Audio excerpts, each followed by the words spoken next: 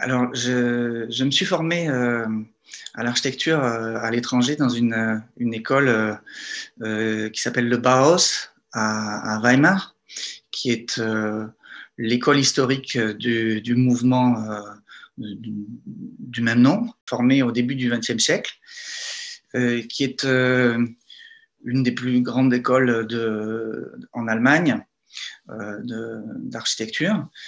C'est par attrait à la fois pour la langue et la culture constructive et architecturale de l'Allemagne qu'après avoir commencé des études en France, je suis parti me former et achever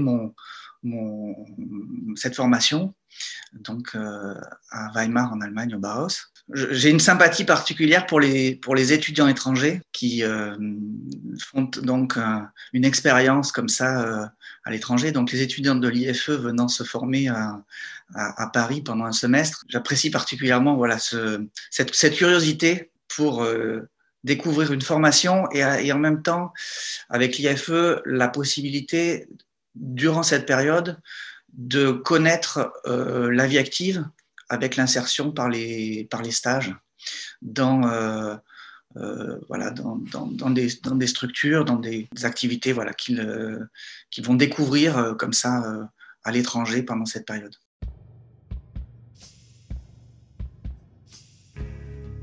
Je suis architecte, j'exerce à Paris en mon nom propre, c'est-à-dire je suis architecte indépendant avec ma propre agence depuis bientôt une quinzaine d'années. Ma clientèle est une clientèle privée qui construit pour elle-même, soit son habitat, son logement, qu'elle crée, qu'elle transforme, ou pour son entreprise, qu'il s'agisse d'une galerie d'art, un bâtiment d'activité, un bâtiment pour du bureau, du commerce. Donc c'est un rapport direct avec des commanditaires depuis l'expression de leurs souhaits, de leurs besoins, jusqu'à la réalisation complète de leur bâtiment. En effet, beaucoup de projets concernent des transformations du bâti existant. Paris est une ville très dense où la construction se fait sur l'existant, avec toujours une recherche d'optimisation, de faire évoluer son cadre de vie et son lieu d'exercice pour l'adapter à ses besoins et le pérenniser. Ce sont souvent des projets dans un contexte dense et fixé que l'on va faire évoluer. C'est un rapport qui est direct et j'apprécie particulièrement la relation avec les futurs usagers de ces lieux.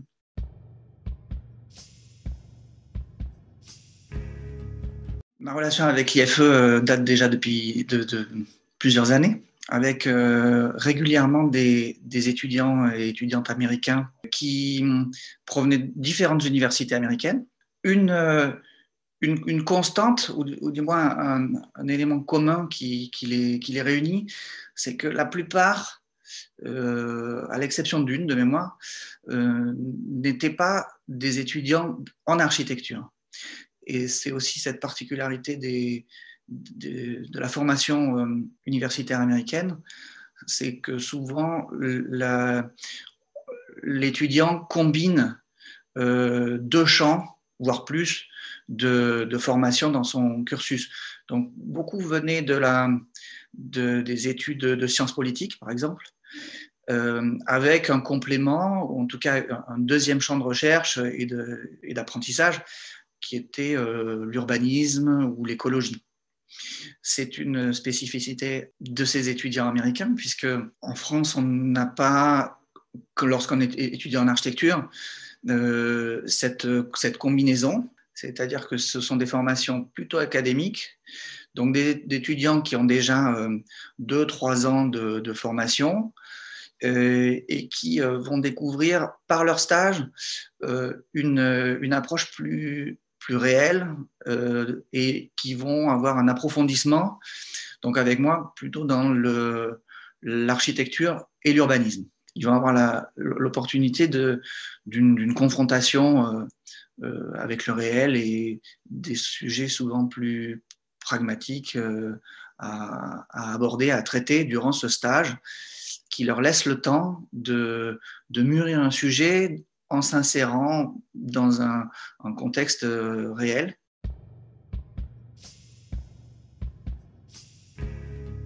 Je me souviens d'étudiantes qui ont travaillé à l'agence Christian Portzamparc, un fameux architecte français, un Pritzker Prize très renommé, à l'agence Marc Mimram, un ingénieur très remarquable, un ingénieur génie civil de pont et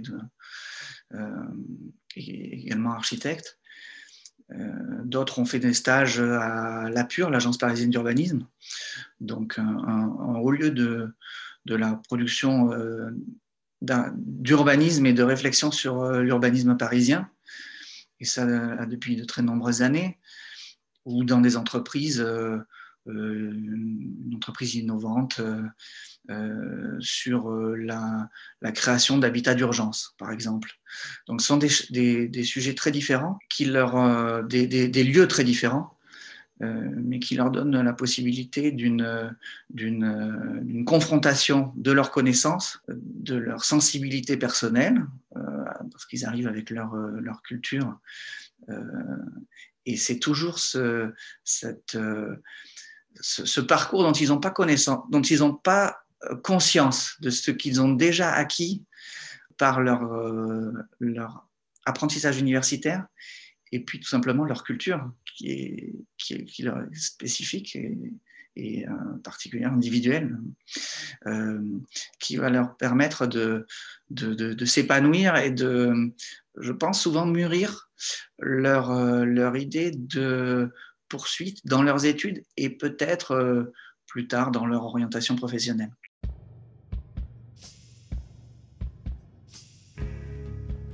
Il y a eu bien souvent des sujets travaillés par ces étudiants qui portaient donc sur la métropole, et pas seulement Paris intramuros, mais beaucoup plus des problématiques de développement en relation avec l'écologie dans le très grand Paris. D'autres ont travaillé sur des sujets qui étaient plutôt d'analyse sur l'urbanisme en général. Ça pouvait être sur des territoires plus étendus. Mais à Paris, l'intérêt et la confrontation avec des problématiques métropolitaines. Et certains étudiants ont pu faire des rapprochements tout à fait intéressants entre leur connaissance déjà de situation métropolitaine aux États-Unis ou, lors de leur stage, approfondir des connaissances ou examiner finalement par la documentation qu'ils pouvaient réunir lors de leur stage en France, faire un rapprochement, des études de cas et des comparaisons entre un contexte américain, dont ils ont la possibilité d'étudier à distance et se documenter à distance sur ces sujets-là, et puis la situation de Paris. Donc ça, ce sont des choses qui sont revenues pour plusieurs étudiants, notamment ceux qui sont passés à l'APUR sur un travail d'analyse statistique, réglementaire, où ils ont observé les différences. Et je pense que ça a révélé pour eux beaucoup de choses sur une situation qu'ils pensaient connaître et qu'ils ont, en réalité, dans laquelle ils sont véritablement plongés et dont ils ont découvert beaucoup de choses sur l'urbanisme américain. Et ils nous ont fait découvrir par là des spécificités dont nous n'avons pas forcément la conscience quand nous exerçons. Voilà. Donc c'est un enrichissement mutuel.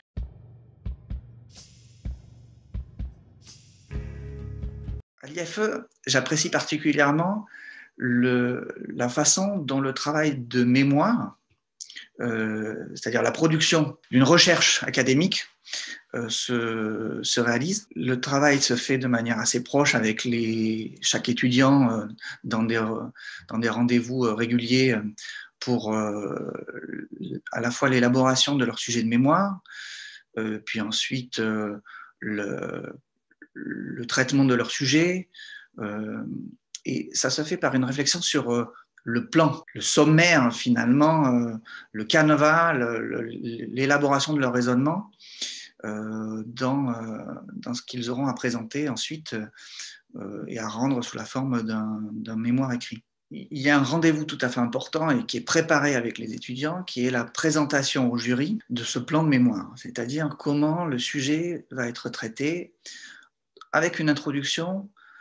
Qui êtes-vous et pourquoi ce sujet en relation avec votre mise en situation, votre stage. On ne rentrera pas à ce moment-là, lors de cette soutenance, dans le détail, dans l'argumentaire, dans le fond du texte, puisqu'il n'est pas encore produit. Et c'est tout l'intérêt. C'est-à-dire que l'on se rencontre avec un jury sur, finalement, ce qui est encore un projet. Comment on va rédiger ce mémoire à la suite de cette rencontre. Et donc, on fait un ajustement à ce moment-là, de manière collective, sur le sujet et sur son traitement.